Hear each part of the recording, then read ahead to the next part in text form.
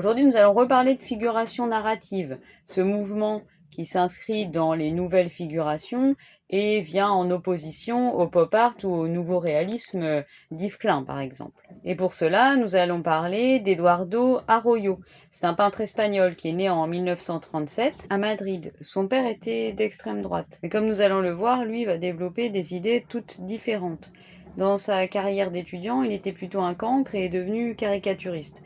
Mais ensuite, il a fui le régime de Franco pour Paris dans les années 50, et à partir de là, il est devenu peintre. Et son œuvre va appuyer toutes les causes en faveur des droits de l'homme. Regardons sa première œuvre véritablement célèbre, qu'il a exposée à la Biennale de 1963 à Paris. Elle s'intitule Les 4 dictateurs. Elle mesure 2,35 m par 5,60 m et représente Mussolini, Franco, Salazar et Hitler. Chaque personnage n'a plus de visage. En effet, la dictature pense que la foule ne peut pas se gouverner par elle-même. Elle a besoin d'un chef incarné par une personne, donc un visage. Ici, ils n'en ont plus. Ils n'ont pas non plus d'âme. Et ils sont éviscérés. Ils sont ridicules. Ils ont des entrailles comme nous, sur lesquelles leurs breloques n'ont plus aucun intérêt.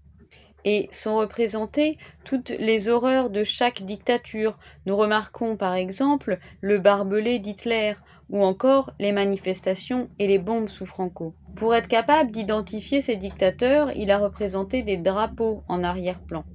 Malheureusement, 2 de ces dictateurs, Salazar et Franco, étaient encore vivants à cette époque.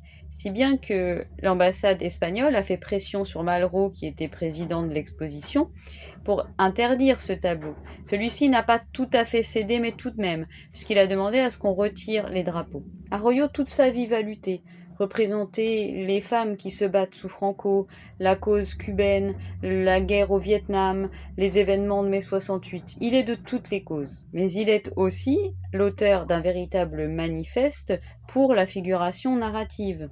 Pour lui, un artiste doit s'engager. Et pour exprimer cela, il réalise avec 2 autres artistes Vivre et laisser mourir ou La fin tragique de Marcel Duchamp.